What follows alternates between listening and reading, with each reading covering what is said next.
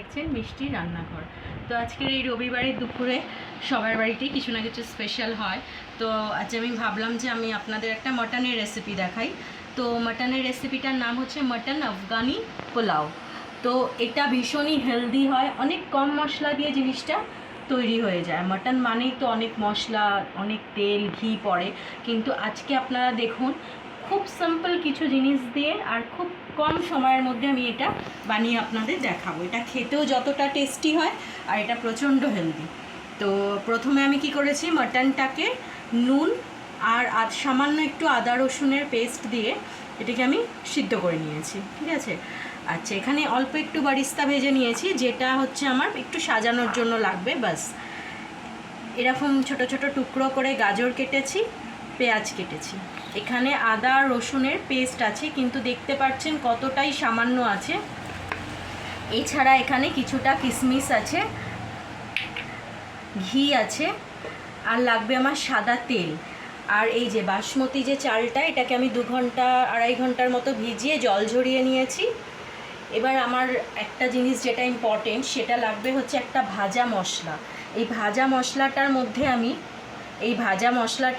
আমি 10টার মতো কালো গোলমরিচ, 10টা সাদা গোলমরিচ, 10টা লবঙ্গ, আর 1 চামচের মতো গোটা জিরে, আর হচ্ছে ছোট এলাচ 10টা, বড় এলাচ 2টো দিয়ে আমি শুকনো কড়াইয়ের মধ্যে এটা নেড়েছি। নাড়ার পর এটাকে এরকম ডাস্ট করে নিয়েছি। তো এই মশলাটা বেশি ইম্পর্টেন্ট, এটা ছাড়া কিন্তু হবে না। তো এটা আপনারা ভালো করে একটুখানি যখন ভিডিওটা দেখবেন বুঝে নেবেন, ঠিক আছে। তো চলুন এবার আমরা বানাই। সাদা তেল দিয়েছি, তার মধ্যে কিছুটা ঘি দিয়ে দিলাম। এবার আমি এর মধ্যে গাজর আলাদা আলাদা করে প্রথমে গাজরটাকে ভেজে নেব।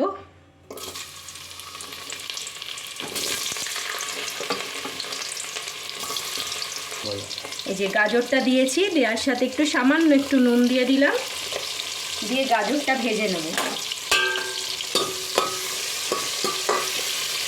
গাজরটা ভাজার পরে কিশমিশটাকে ভাজবো। গাজরটা একটু ভাজা হবে,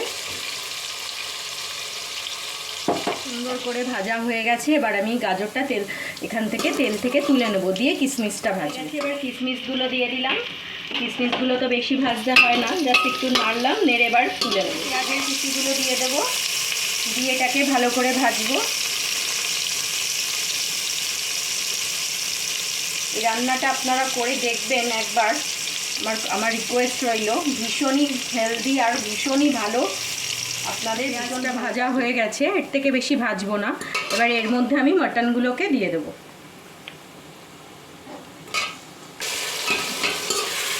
এই যে মাটনগুলোকে দিয়ে দিয়েছি।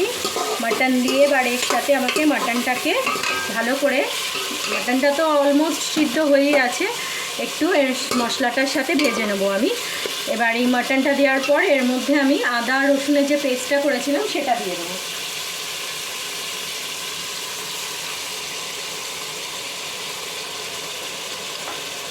দিয়ে এটাকে ভালো করে মিশিয়ে এটাকে ভালো করে মশলাটার সাথে মেশাবো।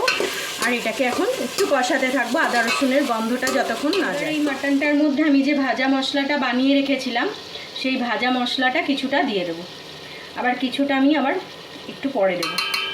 দিয়ে এটা আমি এখনও 5 থেকে 7 মিনিট কষাবো, যতক্ষণ না কাঁচা আদা রসুনের গন্ধটা যায়। আমার মাটন কষাটা পুরো হয়ে গেছে, পুরো কালারটা এরকম ব্ল্যাক ব্ল্যাক এসে যাবে। এবার এর মধ্যে আমি যে চালটা রেখেছিলাম সেই চালটা দেব, নুন দেব, মিষ্টি দেব, ঠিক আছে। এবার এর মধ্যে আমি এই যে চালটা অ্যাড করলাম। চালটা আমার আগে থেকেই ভেজানো আছে। আচ্ছা, চালটা যতটা পরিমাণ নেবেন তার ঠিক ডবল পরিমাণে জল নেবেন। আর জলটা ধরুন, চাল যদি আপনি 4 কাপ নেন, জল নেবেন আপনি 8 কাপ, কিন্তু 8 কাপের জায়গায় আপনি 7 কাপ নেবেন, কারণ একটু মাটনের স্টকও আছে।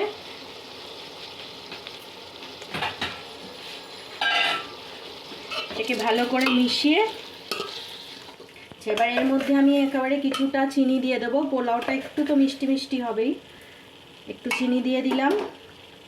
এবার এর মধ্যে আমি পরিমাণ মতো নুন দিয়ে দেবো। নুনটা আমি হাত দিয়েই দেবো, কারণ নাহলে আমি বুঝতে পারি না। মাটনের স্টকেও একটু নুন আছে, তাই বুঝে দেবেন। দিয়ে এবার এটাকে ভালো করে মিশিয়ে নেব। এই যে চালটা আমি এই মাটন আর মশলাটার সাথে একটু নেড়ে নেব। এবার ভাজা মশলাটা যেটা বানিয়েছিলাম সেটা আর একবার একটু এর মধ্যে দিয়ে দেব। এবার এর মধ্যে মাটন স্টক যেটা ছিল সেটা দিয়ে দিলাম। আর আমি গরম জল বানিয়েছি, সেই গরম জলটা দিয়ে দিলাম। ঠান্ডা জল কখনোই দেবেন না। এবার গরম জলটা দিয়ে এটাকে ভালো করে মিশিয়ে নেব। গ্যাসের ফ্লেমটা বাড়িয়ে এটাকে এবার ফুটতে দিতে হবে। এই যে এইভাবে দেখুন ফুটতে আছে। এবার আমি কি করব, গ্যাসের ফ্লেমটাকে কম করে এবার যতক্ষণ না এই ভাতটা হচ্ছে ততক্ষণ অবধি এটা আমি ঢাকা। আমার জল অনেকটা একদম কমে গেছে আর ভাতটা অলমোস্ট হয়ে এসেছে। এই অবস্থাতে আমি গাজর আর কিশমিশ যেটা ভেজে রেখেছিলাম সেটা আমি উপর থেকে দিয়ে দেবো।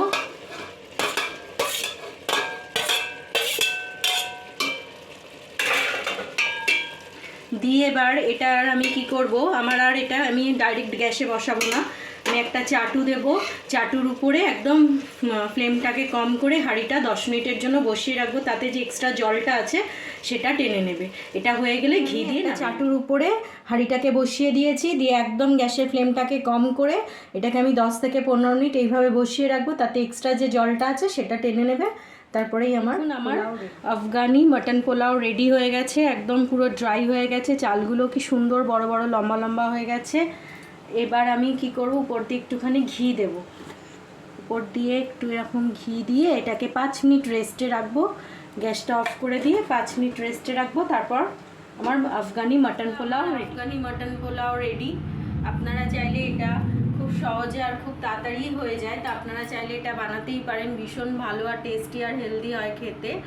তো আপনাদের যদি আমার এই রান্নাটা ভালো লাগে, প্লিজ আমার ভিডিওটা লাইক করবেন, সাবস্ক্রাইব করবেন আর প্লিজ শেয়ার করবেন।